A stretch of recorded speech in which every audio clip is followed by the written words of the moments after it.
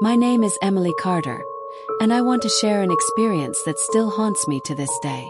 It happened 2 years ago when I went on a solo camping trip in the Pacific Northwest. I've always loved the outdoors and felt at peace in nature, but this trip changed everything for me.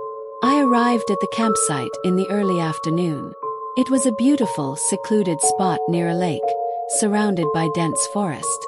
I set up my tent, started a fire, and spent the day hiking and enjoying the tranquility.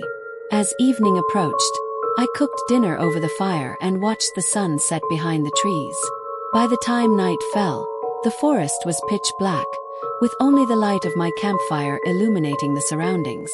I settled into my tent, feeling relaxed and content.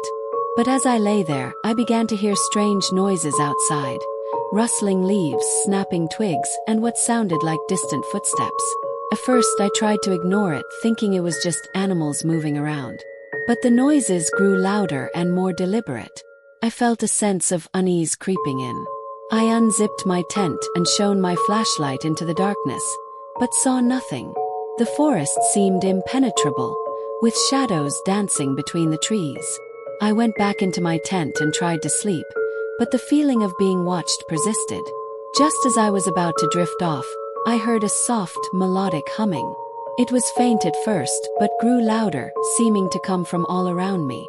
My heart raced as I listened, trying to pinpoint the source.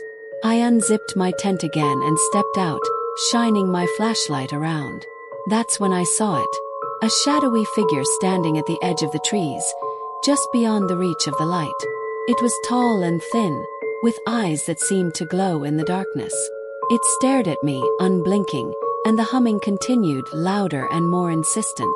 Panic set in, and I backed into my tent, zipping it up tightly.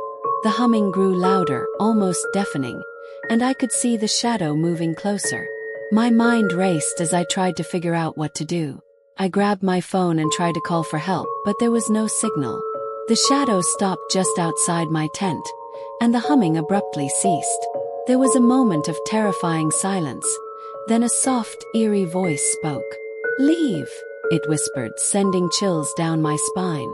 "This place is not for you." I didn't need to be told twice. I grabbed my essentials and fled the campsite, not bothering to pack up my tent.